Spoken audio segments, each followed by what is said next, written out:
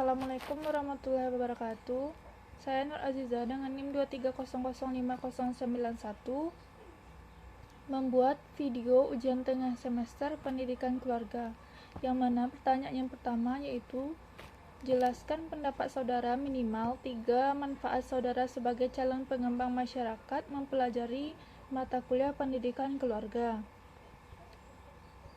Manfaat yang saya dapat sebagai calon pengembang masyarakat mempelajari mata kuliah pendidikan keluarga yang pertama yaitu saya dapat mempelajari berbagai aspek yang berkaitan dengan kesejahteraan keluarga, termasuk dinamika keluarga, perkembangan manusia, interaksi antar keluarga, pendidikan anak, dan sebagainya.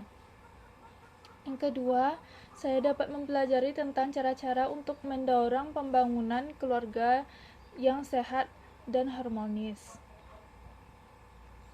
Yang ketiga, tentunya manfaat yang saya dapat adalah saya dapat mempelajari dan memahami bagaimana keluarga berfungsi dan berinteraksi satu sama lain.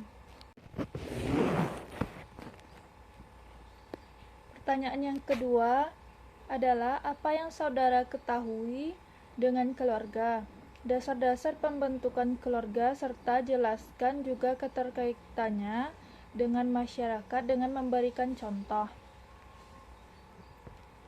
Menurut saya, keluarga adalah tempat kita untuk pulang, di mana tempat kita bercerita, berkeluh kesah, tempat di mana kita bisa meminta dan memberi. Keluarga terdiri dari ayah, ibu, kakak, adik. Keluarga bagi saya adalah tempat yang paling bisa diandalkan dan yang paling penting. Baik itu saat susah maupun senang. Di dalam keluarga terdapat aturan-aturan yang harus diikuti. Selanjutnya adalah dasar-dasar pembentukan keluarga. Yang pertama yaitu biologi. Keluarga terbentuk dan hubungan biologis antara ibu, bapak, dan anak. Yang kedua yaitu sosial. Keluarga terbentuk dari hubungan sosial antara anggota keluarga. Yang ketiga yaitu ekonomi, di mana keluarga terbentuk dari hubungan sosial antara anggota keluarga, dan kultur.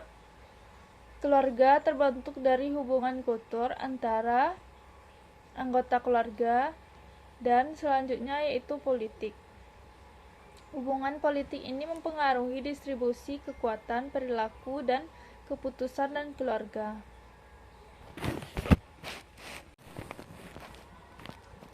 Selanjutnya yaitu contohnya. Keluarga yang berbasis budaya tradisional Melayu dapat mempengaruhi hubungan antara ibu, bapak, dan anak. Hubungan sosial antara anggota keluarga dan hubungan ekonomi dalam keluarga. Ibu ayah merupakan pemimpin keluarga sambil menjaga hubungan ekonomi dan dalam keluarga yang dapat diteruskan melalui tradisi seperti gotong royong dan berbagai aspek. Soal yang ketiga yaitu jelaskan dengan memberikan sebuah contoh pendidikan dalam keluarga merupakan pendidikan yang utama dan pertama. Pendidikan dalam keluarga merupakan pendidikan yang pertama dan utama. Ini adalah pendidikan yang dilakukan oleh ibu, bapak, dan anak-anak di rumah.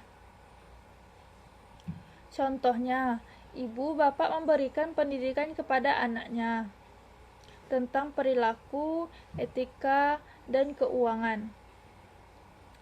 Ibu bapak berbagi ilmu dan pengalaman kepada anak-anaknya, sekaligus menciptakan lingkungan yang nyaman dan aman. Hal ini membantu anak-anak memahami tentang hidup, mengembangkan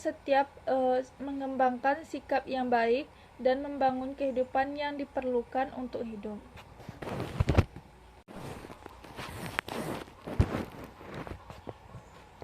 Soal yang keempat adalah ada beberapa pola pengasuhan yang dilakukan oleh orang tua.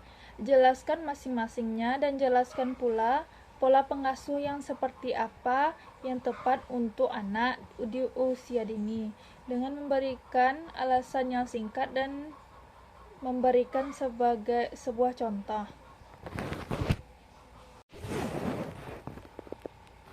Jawaban saya adalah ada beberapa pola pengasuh yang dilakukan oleh orang tua, yaitu yang pertama pengaruh berbasis permainan, yaitu menggunakan permainan sebagai alat untuk mengembangkan keterampilan dari anak.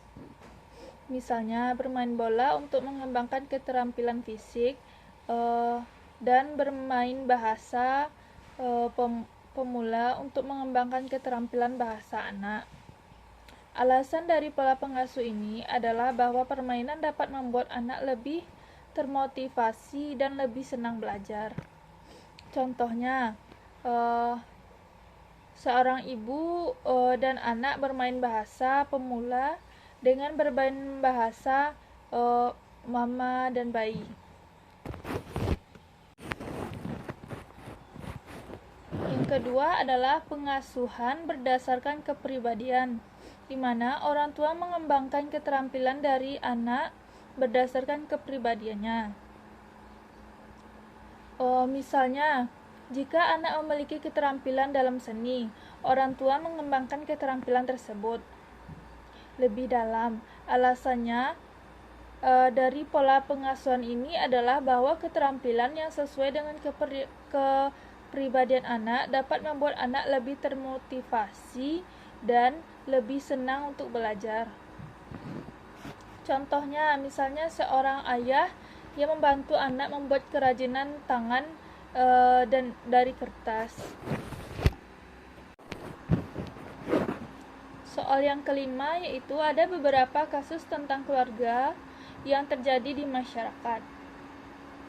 Jelaskan satu saja di antaranya dengan membuat hal-hal sebagai berikut. Yang pertama yaitu jenis kasus, yang kedua faktor-faktor penyebab kasus tersebut, beberapa saran kuratif dan preventif yang akan saudara lakukan untuk mengatasi kasus saudara. Baiklah, jenis kasus yang akan saya jelaskan adalah kasus kekerasan dalam rumah tangga. Jenis kasusnya, kasus kekerasan dalam rumah tangga terjadi ketika anggota keluarga melakukan tindakan fisik, psikologis, atau seksual terhadap anggota keluarga lainnya. Faktor-faktor penyebab terjadinya kasus kekerasan dalam rumah tangga, yang pertama yaitu ketidakseimbangan keuangan dalam hubungan, masalah keuangan, masalah mental, dan pola pengasuhan yang buruk. Saran-saran preventifnya yaitu yang pertama, melakukan kampanye penyuluhan dan pendidikan tentang pentingnya hubungan yang sehat dan tanpa kekerasan. Yang kedua, membangun kesadaran masyarakat tentang hak-hak dan konsekuensi hukum dari kekerasan dalam rumah tangga. Saran-saran kuratif yang pertama yaitu menyediakan tempat perlindungan sementara untuk korban kekerasan. Yang kedua, melakukan tindakan hukum terhadap pelaku kekerasan untuk mencegah terulangnya kasus kekerasan tersebut. Baiklah, sekian dari ujian lisan saya. Assalamualaikum warahmatullahi wabarakatuh.